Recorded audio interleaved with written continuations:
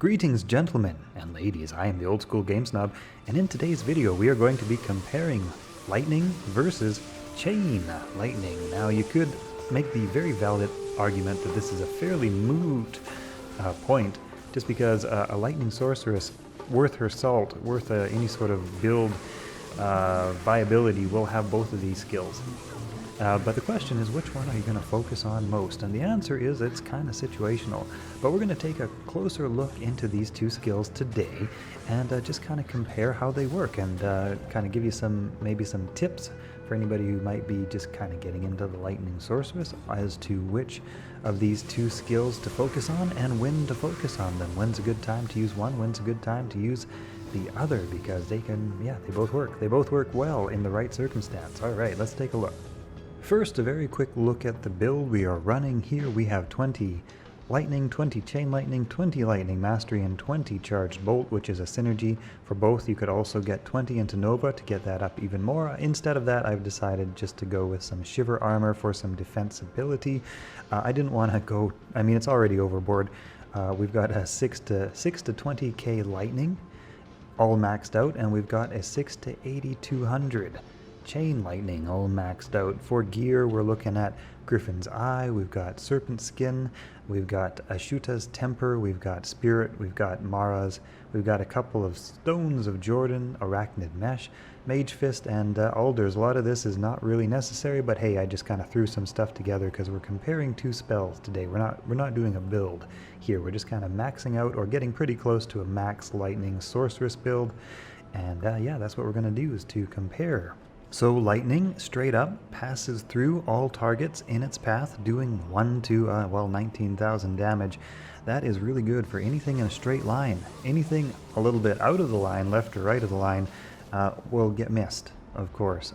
On the other hand, chain lightning jumps to up to 12 targets. At current skill level 36, that will be a little bit lower, of course, if you don't have as high a skill level, but it does less damage.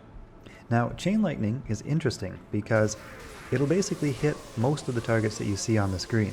And if there's only a fewer number of targets on the screen, like say 2 or 3, it'll start bouncing around between them. So even though it has a lower amount of damage, if there are less targets on the screen, it'll hit the same targets over and over again. So for that reason, depending on how many targets you have on the screen and kind of the layout and configuration of the enemies that you're facing, one or the other may end up being your better and more viable damage output option. A bunch of them in kind of a straight line, so chain lightning rips through all that pretty well. That being said, there's still a whole bunch of them, you know, that are getting missed by that lightning spell, even though it does more damage. It can almost be beneficial just to throw off that chain lightning. That gets everything in its hit recovery phase, and when things are getting hit recovered, right, when things aren't chasing after you, you have more time to just sit there and spit out lightning, right? If you're running away with like a lightning spell, if a bunch of things are getting through your lightning arc, then you've got to stop casting, you got to move around a little bit, you got to stop casting, you got to move around a little bit. You know, that being said, as you can see there, lightning, just straight up lightning, absolutely deals out so much damage. It just knocks stuff down, so you can just kind of keep it pointing in the direction of the enemies and kind of keep back and forthing it and kind of slowing down anything that's getting too close. And that is actually how I like to cast my lightning. I like to kind of keep the mouse cursor nearby, hold down in the attack spell, and then you can just kind of aim with this subtlety of directional change and kind of keep everything on a distance. If you are directly casting on a target, for example, as soon as that target dies, your chain lightning stops, and you don't want it to stop, so you just want to kind of cast a little bit in front of you and kind of aim it manually just to keep that maximum damage flowing.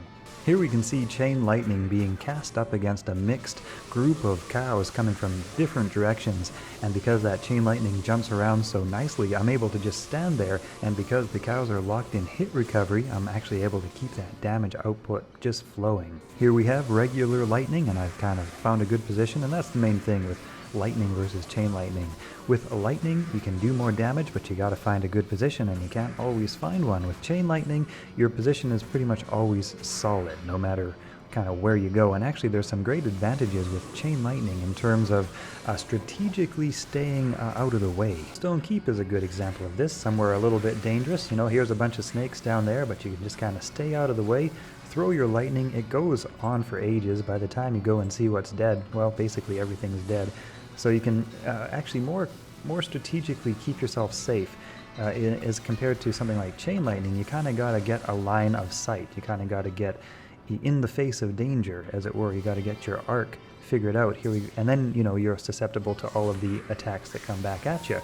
With chain lightning, you just find your targets, you back way up, and then you let the chain lightning bounce, do all the rest. Everything from way off the screen, I think almost 2 screens away, gets hit by that chain lightning. I'm not exactly sure the exact range. It's like a screen and a half or 2 screens, give or take. But yeah, here you can see I just find the target, I stand out of the way, I let the chain lightning do its work, I come in and see what's still left.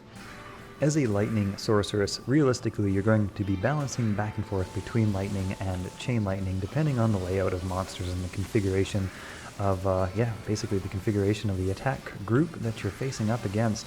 And then that is actually becoming a good lightning sorceress, knowing which one is the right spell for the right layout, and that's how you play it. Anyway, in conclusion, to which is better between lightning and chain lightning, the answer to that actually is they are better together. They are better together, and here's the thing, you have to get them both anyway if you really want to max out your lightning skill. Circumstantially, chain lightning can be better. Circumstantially, lightning can be better. And becoming a good lightning sorceress means identifying which monster configuration is best suited for which of these 2 options. Anyway, I hope you guys have enjoyed today's video. Thank you for watching. I appreciate you guys. You guys are rock stars. Thank you for subscribing. Also, check out the rest of the videos on my channel if you haven't seen them yet. Lots more Diablo content there. Also check out my new channel, Game Snob Unchained, linked in the description below, where I will be talking about gentlemen, Gods Unchained, and playing games, recording games there, talking about strategy tips and tricks and stuff like that. This is sort of like Magic the Gathering or Hearthstone, and it's a lot of fun if you're into card games. Alright.